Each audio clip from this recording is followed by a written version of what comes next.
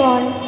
কালো বেড়ালছানা সেই বল দিয়ে ছুটে বাগানে নেমে যেত। মা চৌকি ছেড়ে উঠে দাঁড়াতেন, তার কোল থেকে খসে পড়তো কলকাপার শাল, আর সেই সময় কড়া নড়ত। বাবা ফিরতেন, গায়ে দেশ জয়ের গন্ধ। হাতের ব্যাগ থেকে কোনোদিন কবিরাজি কাটলেট বার হয়ে আসতো, কোনোদিন ভিজে জামরুল। আমাদের অনেক সুখ ছিল। এবারের আমাচার কখনো কাকে ঠকরায়নি, বড়ি কখনো ভাঙেনি। রোজে শুক্রবার আগে আমরা স্পোর্টসে কমলা লেবু পেতাম, জিলিপিও।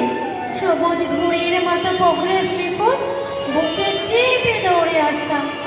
আমাদের কখনো লাল সিগন্যালে দাঁড়াতে হয়নি। আজ অনেক দিন পর এবারে সদর ও খিড়কি হাট খোলা, শীতের হাওয়া চড়ে বেড়াচ্ছে ভবঘুরে গরুর মতো। বাগানে অজস্র উলুখড়, ঘাস ও জ্যোৎস্না পরিমলা। মায়ের কলকাপড় শাল উবে গেছে, বাবা হাঁটে না অনেক অনেক দিন। বিছানায় মেশা তাকে দেখে মনে হয় অন্য কেউ, অন্য কারো বেদনা। আমরা কেউ এখানে জায়গা পাইনি। দেশ দেশান্তর ঘুরেছি এক ছিটে জমি ও এক ফালি বাড়ির জন্য। হাত পায়ে ধরেছি ভিনগ্রহের দালালদের।